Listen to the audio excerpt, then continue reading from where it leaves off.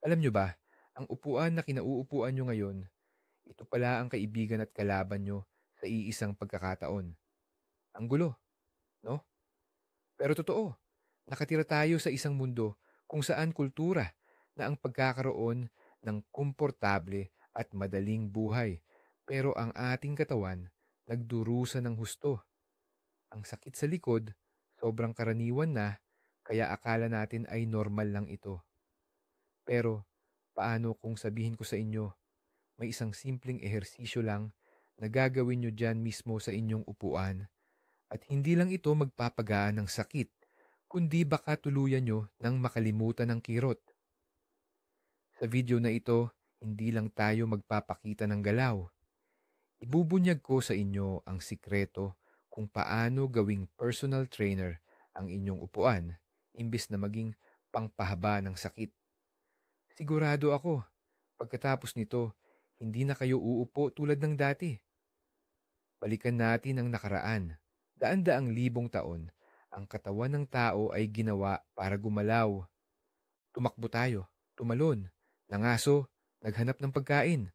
Ang ating mga gulugod at kalamnan ay perpektong inayon para sa patuloy na pagkilos. Pero dumating ang industrial at sumunod ang digital revolution.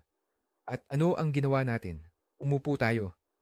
Una, 8 o 10 oras sa isang araw. Ngayon, halos parang nakaupo na tayo palagi.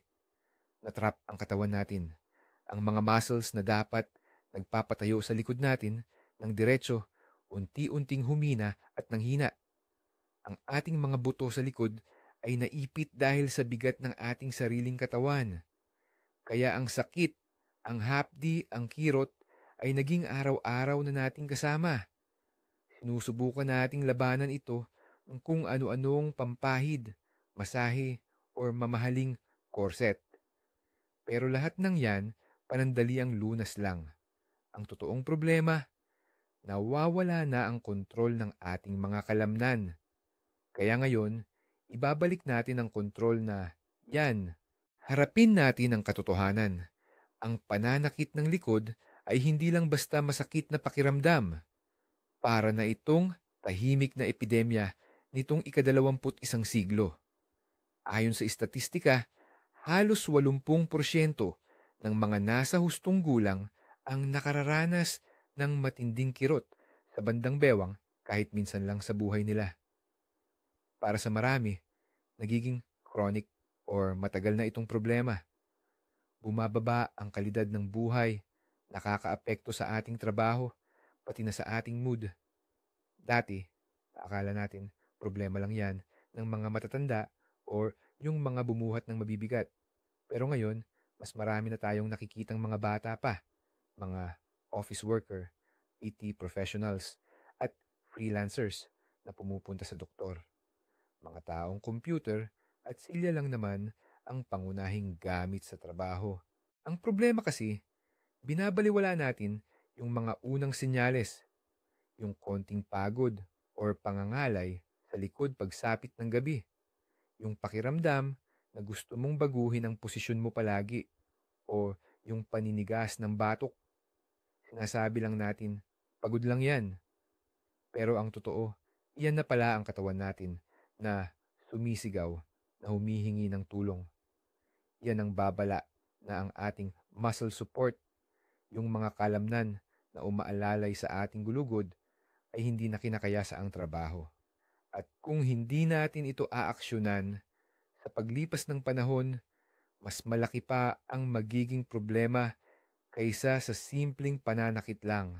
Pag sumasakit na tong likod natin, ano ba agad ang takbo natin? Siyempre, di ba, diretso agad sa botika. Hanap ng mga pampahid o kaya pain reliever na tableta. Nakaka-relieve, oo, saglit lang. Pero parang dinikit mo lang yan ng band-aid doon sa warning light ng makina ng sasakyan mo. Hindi pa rin nawawala yung problema, 'di ba? May isa pa tayong sikat na paraan, yung paggamit ng back support or corset. Mukhang lohikal kasi sinusuportahan niya yung likod mo, 'di ba? Pero may mas malaking bitag diyan. Kasi kapag lagi tayong umaasa sa panlabas na suporta, parang saklay yan eh. lalo lang humihina yung sarili nating mga muscles. Nagiging tamad sila. Sabi nila, ay, may gagawa na niyan. Kaya tuluyan ng nanghihina. Kaya pag tinanggal mo na yung corset mo, siguradong babalik yung sakit at mas malala pa. Kasi mas humina na talaga yung likod mo. Meron din namang iba, susubukan mag-exercise kung ano-anong makikita lang sa internet. Sige, crunches. Sige, bending.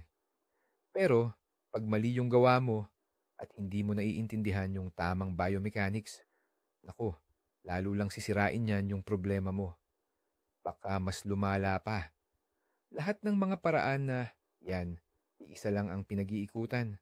Tinatrato lang nila yung sintomas at hindi yung totoong ugat ng problema. At ano yung ugat na yan? Yan ay yung mahina nating deep stabilizer muscles. Yan mismo ang gigisingin natin ngayon. Subukan nating isipin ang isang matayog na gusali.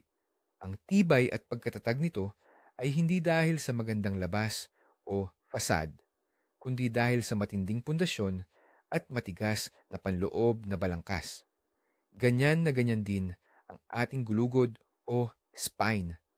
Ang gumaganap ng papel ng balangkas o frame ay ang tinatawag nating muscular core o corset ng kalamnan. Tandaan, hindi lang ito yung mga simpleng abs na pinagsisikapan nating palakasin. Ito ay isang komplikadong sistema ng napakaraming kalamnan na para bang mga makakapal na lubid na bumabalot sa ating katawan sa lahat ng panig, sa harap, sa likuran, at maging sa tagiliran. Kabilang dito ang mga kalamnan sa tiyan, ang oblique muscles sa gilid, ang mga kalamnan sa likod, at maging ang diaphragm at mga kalamnan sa ilalim ng balakang o pelvic floor. Kapag ang lahat ng kalamnan na ito ay nagtutulungan at nagkakasundo, lumilikha sila ng tinatawag na intra-abdominal pressure. Ito ay nagiging parang isang air cushion or unan na may hangin na sumusuporta sa ating gulugod mula mismo sa loob. Sa ganitong paraan, malaking bahagi ng bigat at karga ang nayaalis sa mga intervertebral disc at kasukasuan, kaya napoprotektahan sila laban sa madaling pagkagasgas at pinsala. Ang malakas na muscular core ay hindi lang pangsiguro sa malusog na likod. Ito rin ang susi sa tamang tindig o posture, magaan na paglalakad, at maging sa mas matinding kumpiyansa sa sarili. Pero, sa kasamaang palad, hindi alam ng nakararami na mayroon pala silang ganitong klasing panloob na balangkas at mas lalong hindi nila alam kung paano ito gamitin at kontrolin ng tama. Aba, pero tingnan pa natin ang mas malalim. Sa loob ng ating katawan, mayroong mga tunay na sikretong tagapamahala. Yan ang malalalim na kalamnan na nagpapatatag sa ating core. Hindi mo yan makikita sa salamin at hindi mo yan mapapalaki ng parang bato. Pero, alam mo ba, sila ang dahilan kung bakit 90% ng kalusugan ng ating gulugod ay nakasalalay. Ang tinutukoy ko rito, syempre, ay ang transversus abdominis at ang multifidus muscles sa likod. Itong transversus abdominis, ito ang natural nating sinturon, parang malapad na belt na humahawak at nagko-corset sa ating baywang. Samantala, itong multifidus naman ay yung maliliit pero napakalalakas na mga tali ng kalamnan na nagdudugtong sa bawat buto ng ating gulugod para maging matibay ang ating istruktura. Pero ang problema sa ating mga nakaupo lang o laging nananahimik, itong mga kalamnan na ito ay parang natutulog lang. Hindi sila nabibigyan ng sapat na trabaho. Kaya humihina sila, nawawalan ng tono, at tumitigil sa pagganap ng kanilang tungkulin. Ang resulta, lahat ng bigat at stress napupunta sa mga panlabas na kalamnan at syempre sa mismong gulugod. Ito ang ugat ng halos lahat ng ating mga problema sa likod. Ngayon, ang misyon natin ay gisingin itong mga natutulog na gwardiya at pabalikin sila sa kanilang serbisyo. Tandaan, ito ay maingat na trabaho. Hindi natin kailangan ng puwersa o bigat, kailangan lang ng tamang konsentrasyon at focus. Oh, sige na. Alam kong naintrigahan ko na kayo. Tama? Kaya, oras na para ipakilala ang bida natin sa araw na ito. Ito kasing ehersisyo na to, napakasimple lang. Minsan, dahil sobrang dali, di mo agad mapapansin na henyo pala ang gumawa. Ang tawag ko dito ay pag-unat habang nakaupo. Aba, kalimutan na natin yung mga matitinding pangalan at yung mga salitang pangdoktor. Madaling maunawaan ang punto ng galaw na ito. Kahit sino ka pa, hindi ito yung tipong magpapalakas ka ng husto na kailangan mo pang mag-gym. Hindi mo kailangan ng pang-ehersisyo na damit. Wala ring mat at wala na ring dumbbells. Ang kailangan mo lang, ikaw at ang simpleng upuan mo.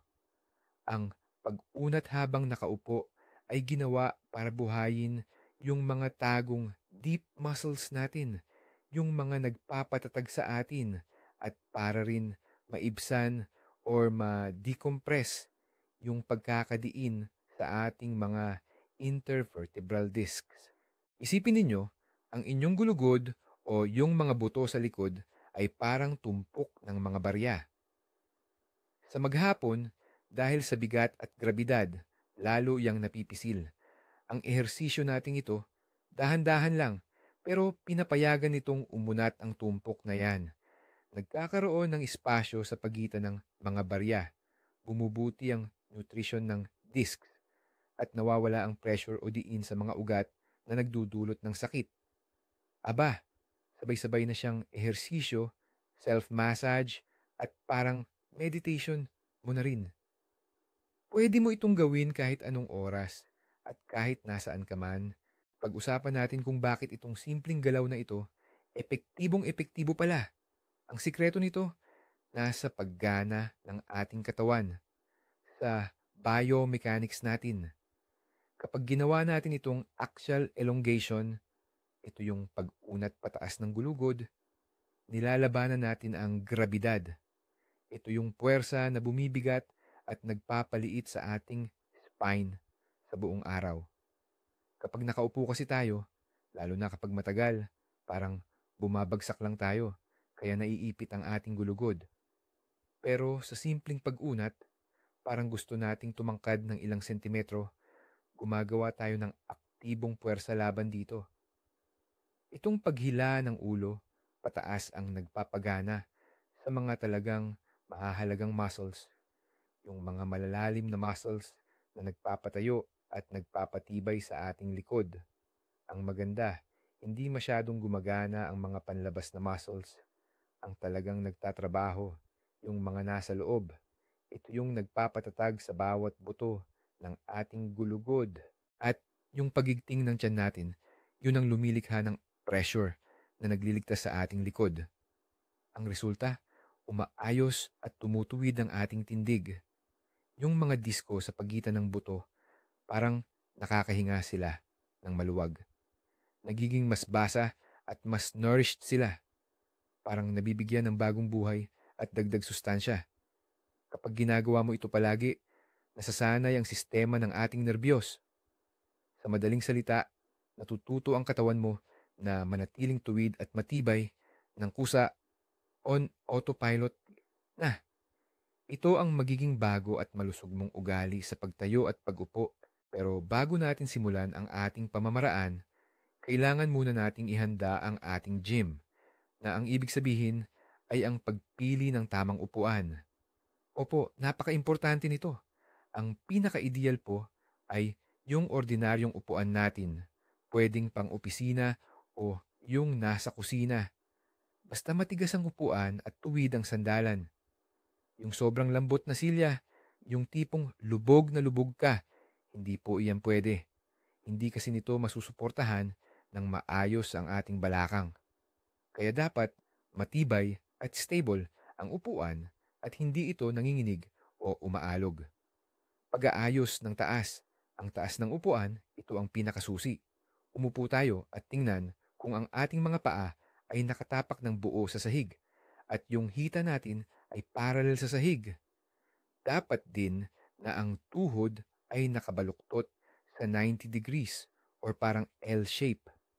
Kung masyadong mataas ang upuan at yung paa natin ay nakabitin, maglagay tayo ng makakapal na libro o kaya footrest, tapakan sa ilalim ng paa.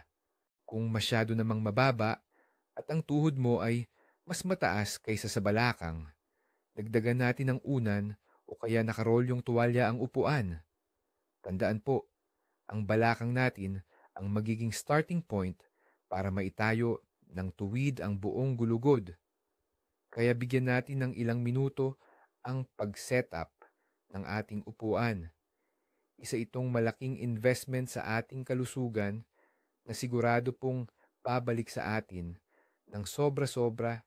Ngayong handa na itong upuan natin, magsimula na tayong kuhanin ang tamang posisyon.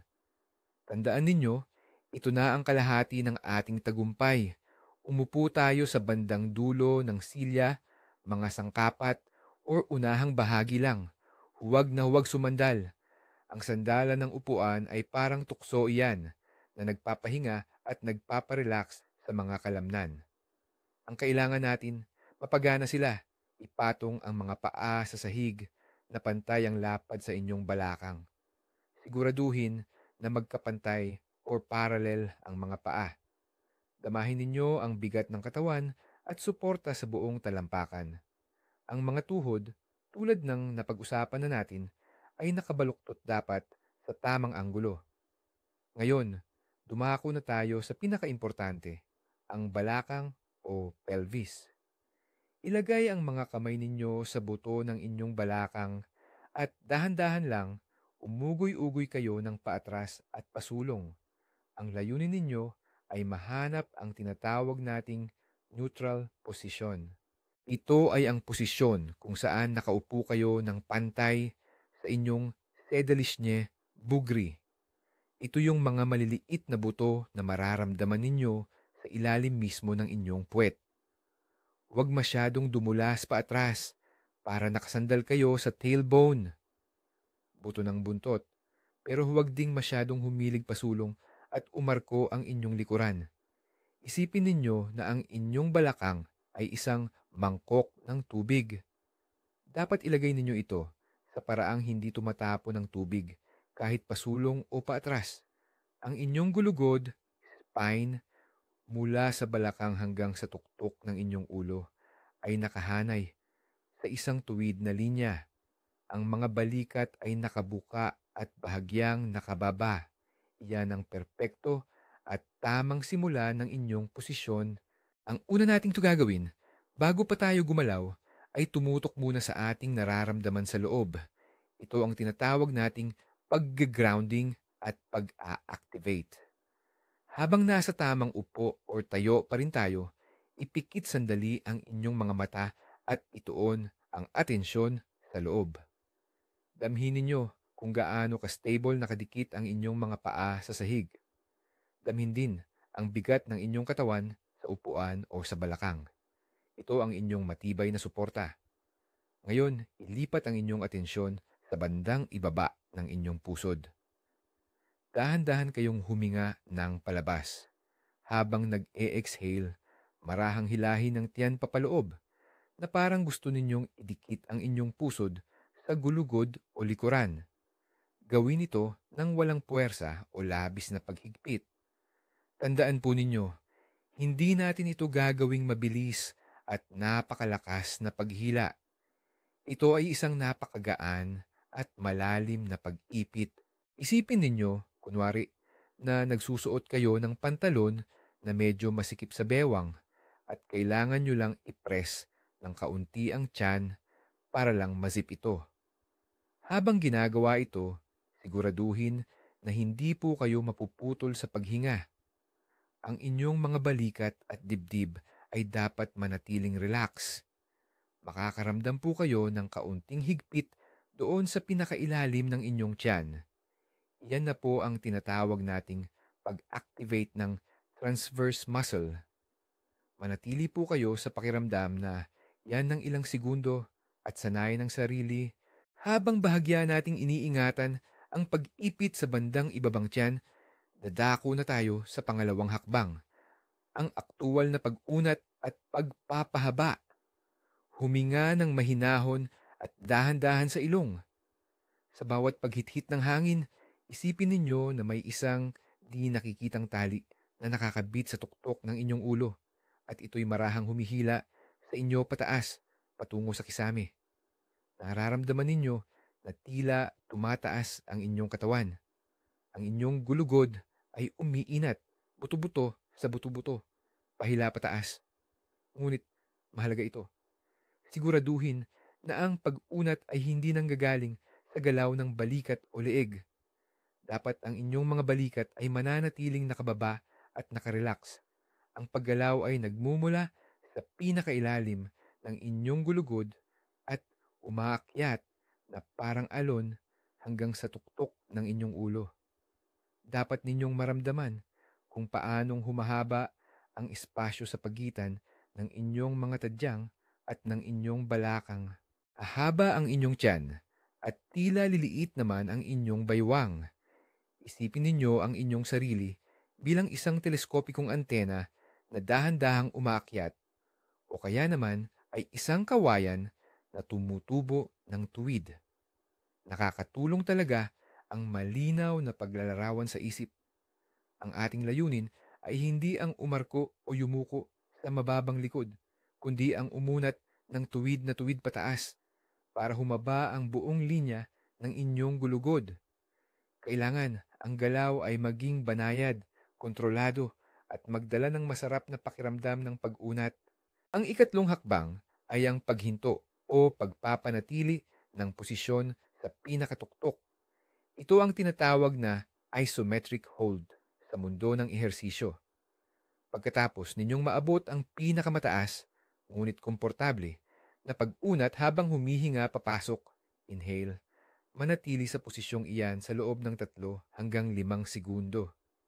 Sa puntong ito, lubos nang gumagana ang inyong katawan. Patuloy kayong mag-isip na umaabot ang tuktok ng inyong ulo sa kisame na para bang tumatangkad kayo. Tandaan, huwag niyong pigilin ang hininga. Huminga ng payapa at tuloy-tuloy. Mag-focus sa nararamdaman ninyo. Ano ang dapat maramdaman? Magaang na paninigas o tensyon sa buong gulugod, lalo na sa pagitan ng inyong mga balikat. Isang masarap na pag-unat sa bahagi ng inyong baywang. Ang pakiramdam na kayo ay naging mas matangkad at mas slim. Ano naman ang hindi dapat maramdaman? Sakit o anumang kirot sa ibabang bahagi ng inyong likod, balakang. Paninigas ng balikat at leeg. Kung nakakaramdam kayo ng tensyon sa balikat, ibig sabihin, ang balikat ang ginagamit ninyo para mag-unat imbis na ang tuktok ng ulo. Pakawalan at ibaba ang mga ito. Kung may kirot sa inyong balakang, baka masyado kayong nakabaluktot o overarching. Bahagyang hilahin, papasok ang tiyan at ituro ng bahagya pababa ang inyong tailbone o puwit. Ang pagpapanatili sa posisyong ito ay napakahalaga o kritikal upang gisingin at palakasin ang inyong mga kalamnan na nagpapatatag, stabilizer muscles. At ito na po ang ikaapat at huling hakbang, ang dahan-dahang pagbaba at pagbalik sa inyong unang posisyon. Tandaan po natin, kasing halaga po itong step na ito gaya ng mismong pag-stretch. Marami pong nagkakamali dahil bigla na lang silang bumibitaw or hinahayaan na bumagsak ang katawan pagkatapos mag-hold. Huwag po nating magagawin yan. Dapat po, ang pagbaba ay kasing bagal at kasing kontrolado ng inyong pagangat. Dahan-dahan po tayong huminga palabas or mag-exhale sa pamamagitan ng bibig. At habang nag-exhale po tayo, isa-isang vertebra o buto sa likod, babalik tayo sa neutral o gitnang posisyon ng napakaayos. Isipin po ninyo, para kayong nagtitiklop ng teleskopikong antena. Sobrang dahan-dahan. Kontrolin po natin ang bawat galaw. mula umpisa hanggang dulo. Iwasan po ang biglang pagbagsak o yung biglaang pagsira ng likod. Bumabalik lang po tayo sa ating simula, pero tuloy-tuloy na tuwid ang likod. Pagdating sa huli, pwede po tayong mag-relax ng 1 segundo, pero huwag pa rin nating kalimutan ang ating tamang tindig o postura. Ang isang kumpletong sirkulo po. Pag-inhale kasabay ng pag-stretch, ang pag-hold at pag-exhale kasabay ng pagbalik. Iyan po ang tinatawag nating isang repetisyon. Ang sikreto po dito ay nasa dahan-dahan at may malay na paggalaw. Hindi po ito karera. Ito po ay isang usapan ng isip at ng ating katawan. Bigyan natin ng masusing atensyon ang paghinga. Dahil sa ehersisyo na ito ang may pinakamahalagang papel. Hindi lang ito basta paghinga, ito ang mismong nagpapaandar o tagadirek ng buong proseso. Kapag mali ang paghinga, parang nawawalan ng saysay ang lahat ng benepisyo ng ating ginagawa. Kaya tandaan natin itong simpleng formula.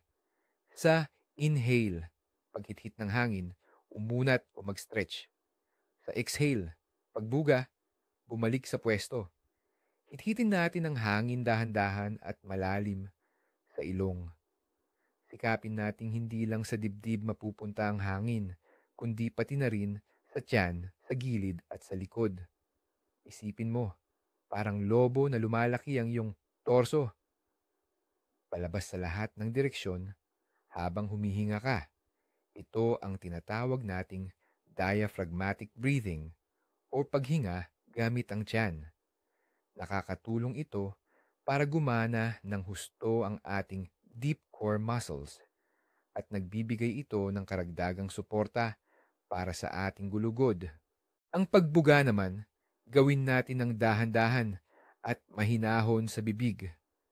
Parang nagpapalabas ka ng hangin sa pamamagitan ng bahagyang nakakuyom na labi, na parang nagbubuga ka ng hangin sa kandila. Ito ang makakatulong para makontrol natin ang pagbababa at manatiling aktibo ang mga kalamnan sa tiyan. Huwag nating pipigilan ang hininga ng biglaan, lalo na kapag nagho-hold tayo ng posisyon. Kailangan tuloy-tuloy at kalmado ang paghinga sa buong tagal ng ehersisyo. Subukan nating iayon or i-synchronize ang galaw ng katawan sa ritmo ng ating paghinga. Sa ganitong paraan, ang ehersisyo ay magiging parang isang tahimik at tunay na meditasyon. Ngayong alam na natin ang perpektong teknik, pag-usapan naman natin ang mga madalas na pagkakamali. Ang pagkakamali bilang isa ay ang pag-arko o pagbaluktot ng likod, partikular sa bandang bewang. Sa kagustuhan nating humaba o umunat pataas, marami ang natural na nagpapaarko ng likod patras imbes na mag-unat ng diretso. Mali ito at delikado dahil nagdudulot ito ng sobrang diin at compression sa gulugod, lalo na sa mga disc sa pagitan ng mga buto. Paano natin ito may iwasan? Una, laging tandaan na bahagyang higpitan ang ilalim ng tiyan. Yan yung pakiramdam na parang isinasara mo ang zipper ng iyong masikip na pantalon. Ang pag-activate na ito ay pipigil sa iyong balakang na umusli at hindi rin aarko ang iyong likod. Pangalawa, gumamit tayo ng tamang imahe sa isip. Hindi ka nagbabaluktot paatras na parang isang gymnast. Sa halip, lumaki ka ng diretso pataas na parang isang matayog na puno. Isipin mong nakadikit ang buo mong likod sa isang pader na hindi mo nakikita. Kung nakakaramdam ka pa rin ng di komportable, subukan mo munang bawasan ang laki ng iyong galaw. Mas mainam na mag-unat ng maliit, pero tama, kaysa sa malaki pero nakabaluktot. Tandaan natin, mas mahalaga ang kalidad dito kaysa sa dami o laki ng inuunat. Ang pangalawang madalas na pagkakamali ay yung pag-aangat ng inyong mga balikat patungo sa inyong tenga. Kapag sinabi nating umunat pataas, marami ang nagbibigay agad ng utos sa kanilang mga balikat. Hinigpitan nila ang mga muscle sa leeg at talagang iniipit ang ulo sa pagitan ng balikat. Hindi po ito tama. Sobrang mali. Kasi nagdudulot lang yan ng sobrang stress at tensyon sa leeg at balikat. Imbis na umunat ang gulugod or spine, lalo lang sumisikip. Dapat nakababa at nakarelax lang ang inyong mga balikat habang ginagawa ninyo ang ehersisyo. Siguraduhin pong malayo sila sa inyong tenga. Para masigurado ito, bago mag-umpisa, iikot muna ang balikat paatras at pababa. Isipin ninyo na para bang inilalapat ninyo ang mga shoulder blade sa bulsa sa likod ng inyong maong. Tandaan ang posisyon na iyan. Habang kayo ay umaunat, palagi ninyong babantayan na hindi umaakyat paitaas ang balikat. Kung umakyat ulit ang balikat, huminto kayo, ibaba ulit, at simulan ulit ang ehersisyo. Ang dapat na pinakagumagalaw ay ang tuktok ng inyong ulo, yung tinatawag na crown, hindi po ang balikat. Mag-imagine kayo. Isipin ninyo na ang balikat ay parang napakabigat na pabigat na humihila sa inyong mga kamay pababa, samantalang ang crown ng ulo ninyo ay umaabot pataas. Ang kakaibang pakiramdam na ito ang magiging susi para magawa ninyo ng wasto ang pagkilos.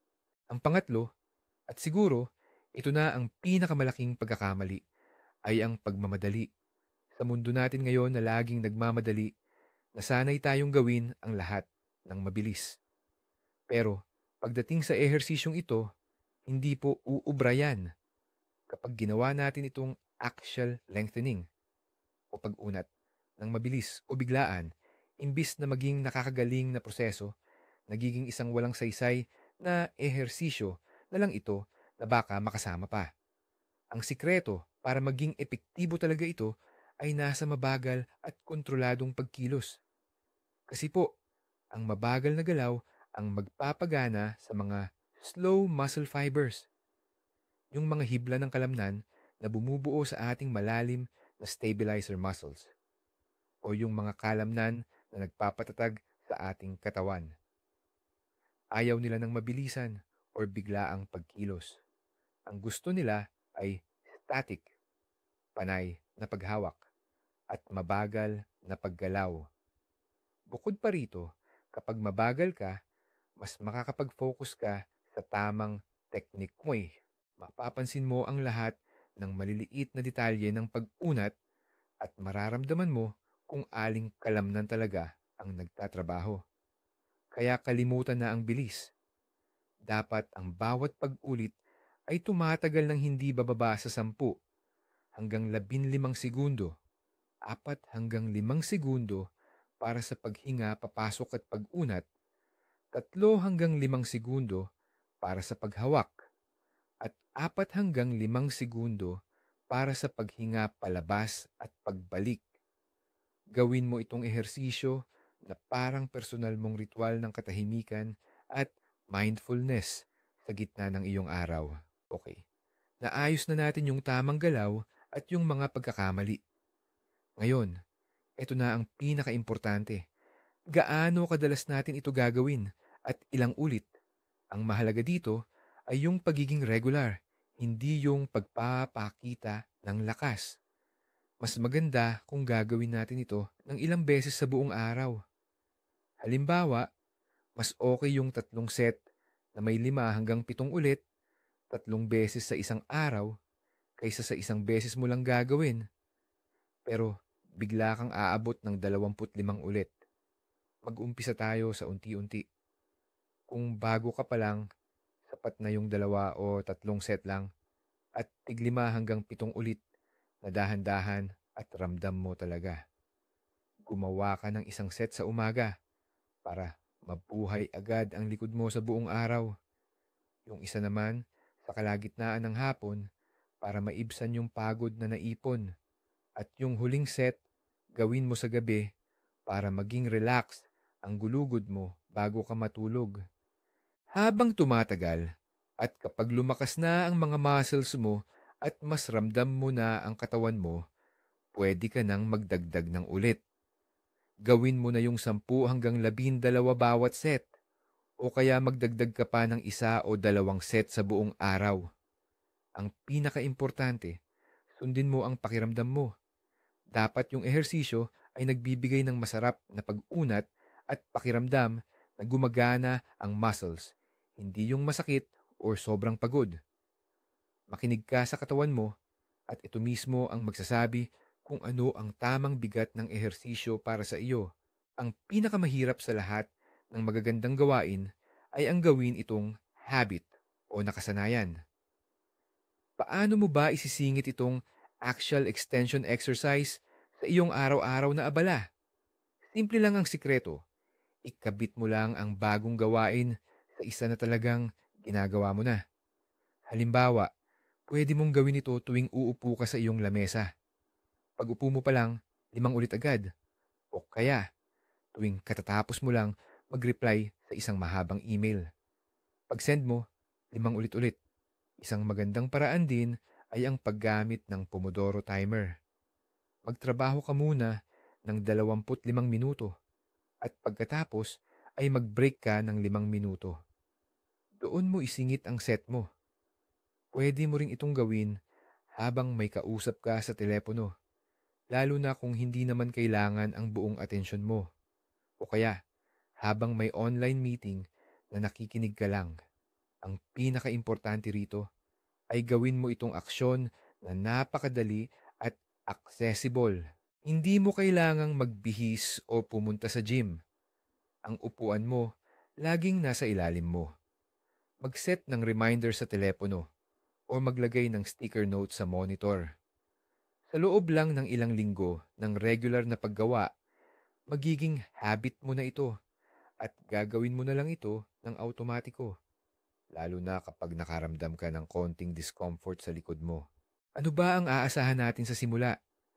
Tandaan, importante na maging realistiko tayo at huwag mag-abang ng himala pagkatapos agad ng unang beses.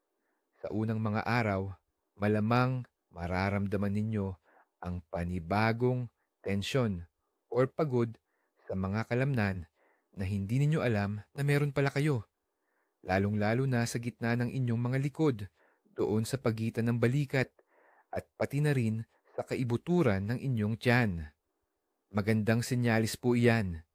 Ibig sabihin, nagigising na at nagsisimula nang gumana ang mga natutulog ninyong kalamnan. Siguro ay makararamdam kayo ng bahagyang pananakit ng katawan, parang pagkatapos ng masarap na ehersisyo.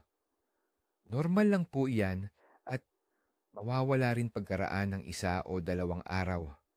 Ang pinakaimportante, huwag lang kayong susuko. Sa loob lamang ng 1 linggo ng tuloy-tuloy na gawain, mapapansin ninyo na agad ang mga unang magagandang pagbabago. Mas madali na ninyong maiayos ang inyong tuwid na likod nang hindi na masyadong nag-iisip o nagpupumilit. Mababawasan din ang pakiramdam ng pagod at bigat sa bandang balakang ninyo pagdating ng hapon o gabi. Baka mapansin ninyo na parang tumangkad kayo ng kaunti.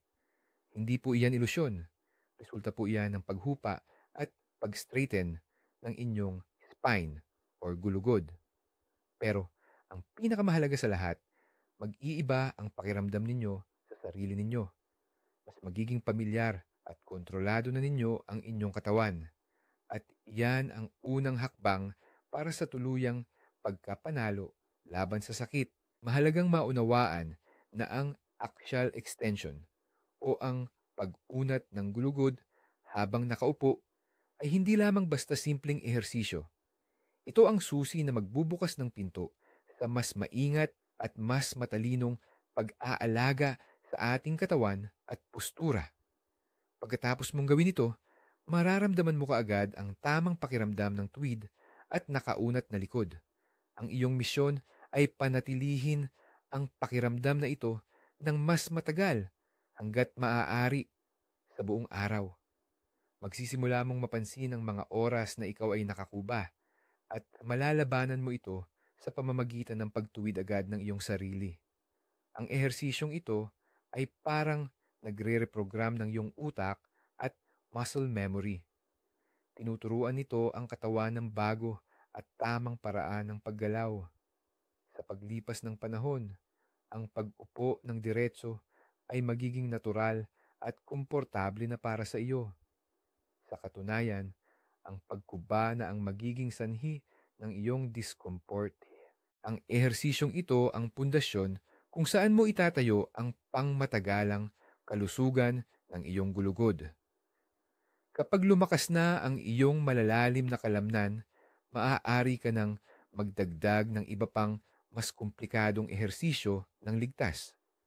Ngunit kahit na ito lamang ang tanging ehersisyo na gawin mo, basta't regular at tama, mas malaki na ang magagawa mo para sa iyong likod kumpara sa 70%, 90% ng mga tao sa buong mundo. Ayan, isummarize na natin ang lahat. Nalaman natin na ang pinakaugat ng sakit sa likod, kadalasan, ay hindi galing sa kung anong mahiwagang karamdaman, kundi dahil lang sa panghihina ng ating malalalim na stabilizer muscles, dulot ng matagal na pagkakaupo. Pero nakahanap tayo ng simple, elegante, at sobrang epektibong solusyon. Ang ehersisyong axial extension habang nakaupo. Sinuri na natin ito ng detalyado mula sa pagpili ng silya hanggang sa tamang paghinga. Alam nyo na ngayon na ang pinakasikreto dito ay hindi sa lakas, kundi sa pagkokontrol. Hindi rin sa bilis, kundi sa buong atensyon or pagiging aware. Ang simpleng galaw na ito, kapag ginawa nyo ng regular, ay makakapagtanggal ng bigat sa inyong gulugod, makakapagpagising sa mga natutulog na kalamnan, at masasanay ulit ang inyong katawan na panatilihin ang maayos na postura at ito ay automatiko na. Tandaan ninyo, ang inyong silya ay puwedeng hindi lang kalaban, kundi maaari rin itong maging pinakamahusay ninyong kakampi para magkaroon kayo ng likod na walang sakit. Maraming salamat sa panunood ng video na ito hanggang dulo. Sana ay naging kapaki-pakinabang ito para sa inyo. Kung nagustuhan nyo, paki-like na lang po at mag-subscribe sa channel para hindi kayo mahuli sa mga bago nating episodes.